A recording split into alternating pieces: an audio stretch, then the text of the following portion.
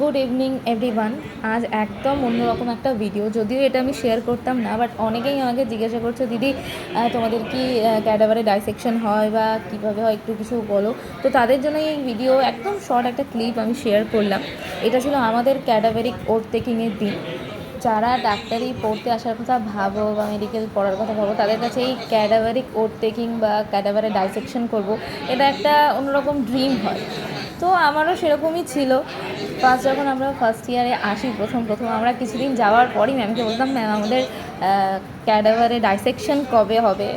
একটা সবার থাকে, অনেকে আবার এটা দেখে ভয়ও পায়, বাট অনেস্টলি আমার খুব একটা ভয় লাগে না। বা অনেকে বলে যে খুব একটা মানে গন্ধ একটা ভাব থাকে, হালকা ফর্মালিনের গন্ধ থাকে, বাট হয় না যে এটা অনেক দিন ধরে এটার জন্য করে থাকার, তো খুব একটা কিছু লাগেনি।